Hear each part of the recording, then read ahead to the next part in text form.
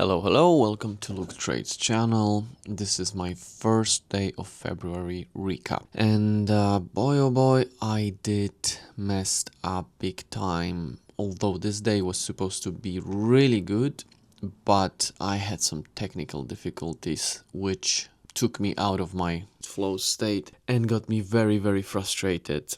And what happened next was just very stupid. I should have walked away. I kind of did, but let me start from the scratch. So I'm trading from Australia, I'm trading US market, and I'm just trying to figure out whether I can really make trading full-time income for me. Now, right now I'm learning, seeing what's it all about. Technically, it's my fourth month, but the first 2 months I did no idea what I'm doing, didn't have a proper strategy or anything. So the last month was the first month that I actually understood what I'm doing. And so I consider that my really proper first month. And this is the first day of the second month. But yes, so let's see what happened here. First stock that started popping up very early, around 4 a.m. was the stock called CISS, and the first thing I saw a pop, and then it pushed back, and it hit this beautiful squeeze in 2 candles, 2 minutes pretty much, going from 230 to 40, all the way to 360, so that's over $1, and I was very excited, paying a lot of attention to that. And waiting for a good entry, right? Then it started to push back a little bit. It bottomed around 289, 290. And this is where I was waiting, right? I was waiting and waiting. It kept going and seeing what happens. And around, let me see, what was my fill? 435. So 435. So this is what I entered, right? 435. I was entering here. I saw that it bottomed here again, and it kind of bounced, and I entered around here. 223 fill around here, right? And first I'm waiting. I can see that it's slowly climbing up, a bit of a resistance, but I'm like, all right, I'll just hold and see what happens. It was pretty long hold, but around here, when it from 220, it went to around 340, and I was really excited, and I thought, all right, this is the time to exit.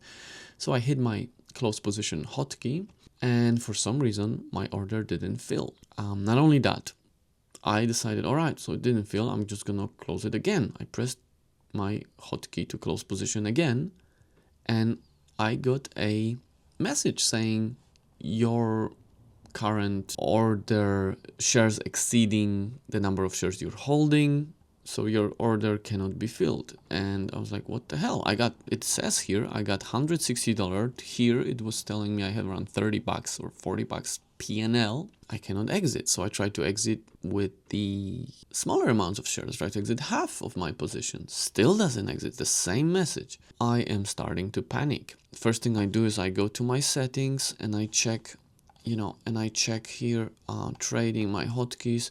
I go to close position and I see that this was extended hours was a no. Now, I've been trading with this account for a few days now, and I definitely didn't set this on no, but today I reinstalled the app, and that, I believe, messed it up. But anyway, I've noticed that I selected yes. I tried to exit again, it's not exiting. PNL at this stage is around $50, and I am really sweating. I'm trying to Google it up. I'm trying to contact them, but it's, it's 9 p.m. in Australia, so no one answers the phone, and I don't know what to do. And as you can see, 15 minutes later, I have realized I didn't have that window on, so that window wasn't here, it was just like that. 15 minutes later, I realized, oh no, let me see this working tab.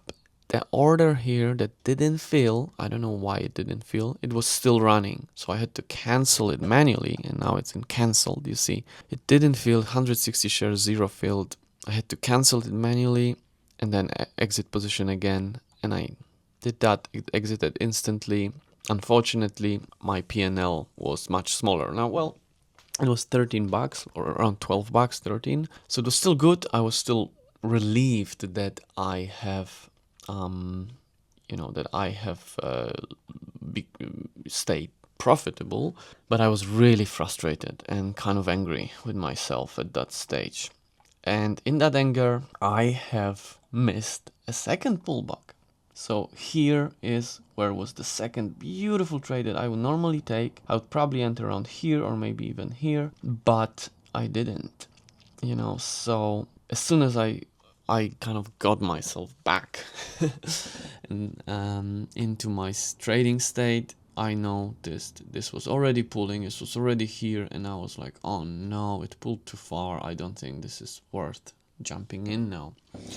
So I waited and waited, and I saw in few minutes, literally, from 354, it went all the way to 392, which that would be probably when I would exit.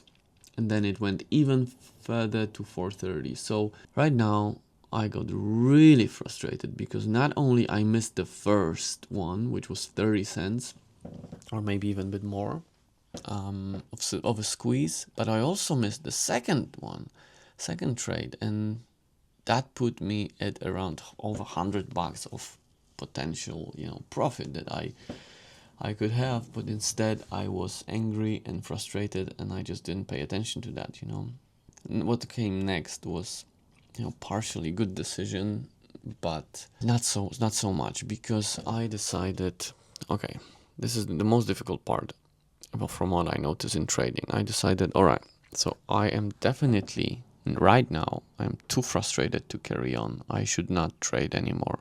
I am definitely too emotionally compromised. This is the time when I walk away. I still have $12 plus in my account. As you can see, that was 633, right? From 620 here. I had one trade 633, so around 12 and 1250 or something like that. I should walk away. And I did. I didn't trade that day at all. I went to sleep, but I couldn't stop thinking about it. I woke up, it was 8 a.m. in Australia, and market was just starting after hours, and I thought, I really need to get some of that trades going in. So I opened my trading setup, and I thought, I'm gonna take a trade after hours, to get back what I didn't win in a pre-market. And that was a huge mistake. I found a setup that was not ideal, but I thought, I'll take it. So then FIEE started squeezing, and that was, let me see, so that would be, yeah, right here, so not long ago. So after market, 4 p.m. for me, that was 8 a.m.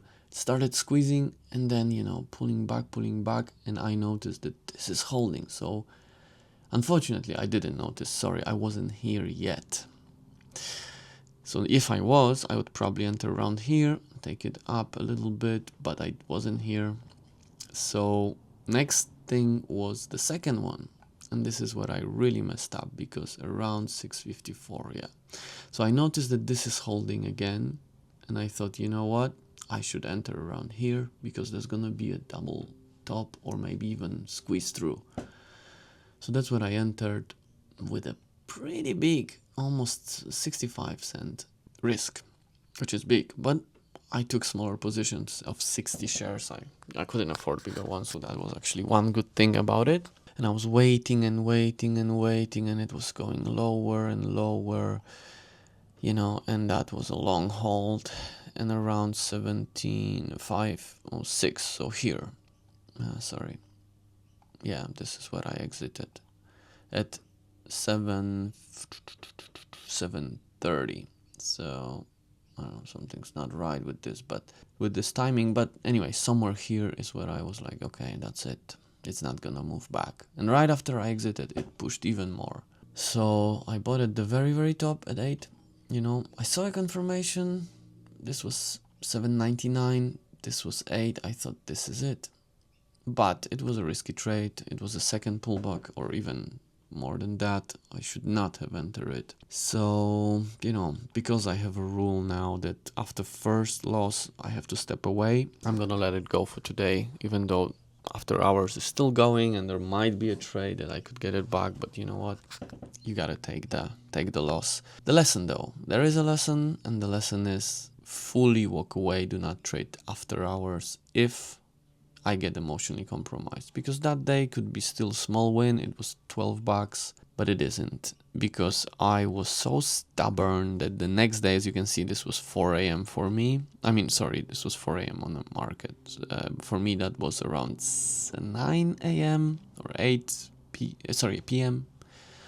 And this is for me around 9 a.m. The next day, I just thought straight away, just got some water. I didn't even make my coffee. I was like, I gotta get it back. So when you get that emotionally hijacked, it's really important to step away and just leave it for the whole day. Just start a brand new session the next day.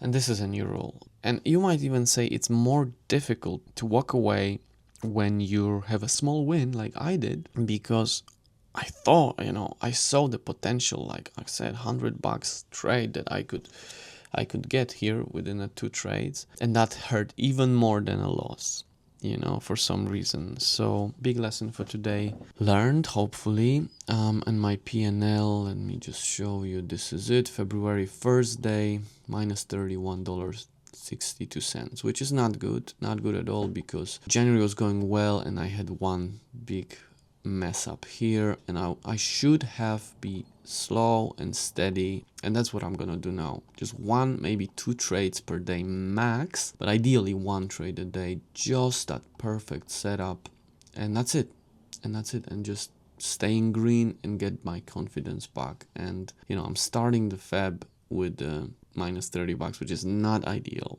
Don't want to do that again. Don't want to be in that situation again. This is what it is. I knew it's not going to be easy, and frankly speaking, the most difficult part is the psychology, is that emotional awareness, I guess, where I know I should walk away, but I'm not walking away.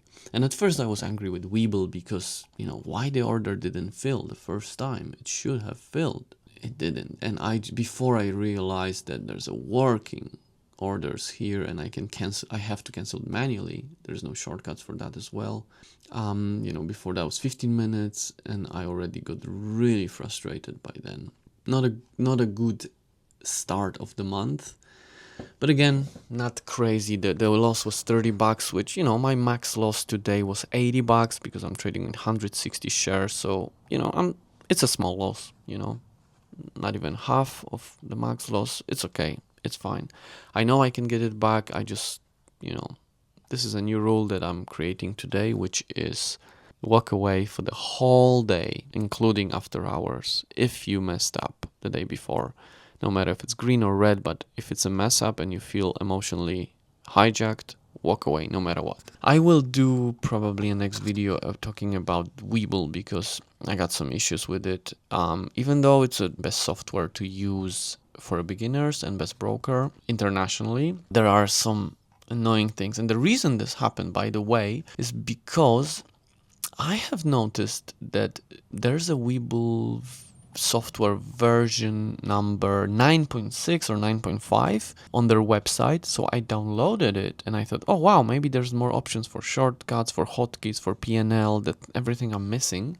So I downloaded the new version 9.5 and everything was there, and I was like, wow, that's amazing. I got all my hotkeys options that I want, but I could not see my account. Even though I logged in, it was telling me no matching accounts. So I was like, what's going on here? Turned out that's an US version of Webull, and I cannot trade in that software. So I had to go to Webull Australia back again, download my app once again, which is Webull Australia. I don't know, maybe internationals have that same problem, but it's the version is 8.6, which is much more behind that 9.5 that has more options to customize your experience. So unfortunately, I reinstalled it back to version 8.6, and that's when it automatically changed all the settings for me when it's here.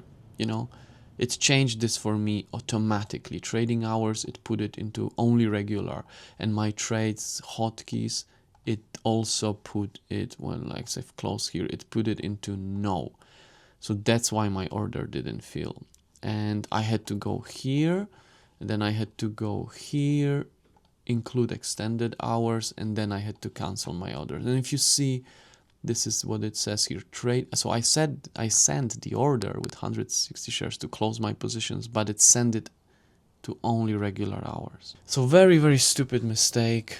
Luckily, this lesson was learned while I'm still trading with small amount of shares. This mistake, the second trade on FIEE, you know, I take full responsibility for that, no questions. I shouldn't have not traded it. But this one here, you know, this is the annoyance of Webull. But I can't complain too much because it's free. I prefer DAS Trader much more, but it's $130 per month, so that's the main reason I switched. I also switched because DAS Trader doesn't work on Mac, and I'm trading on Mac. So, you know, those two reasons are pretty important to me, and you gotta work with what you got, especially that I'm learning, so it's not that big a deal. But I'll make another video talking about advantages and disadvantages of Webull maybe tomorrow. So yeah, thanks for watching, thanks for listening. Unfortunately, the first day isn't that great, but you know, as always, there's a lesson there, and if I can learn from it, I'm sure next day will be better. So thanks for watching, thanks for listening. See you next time.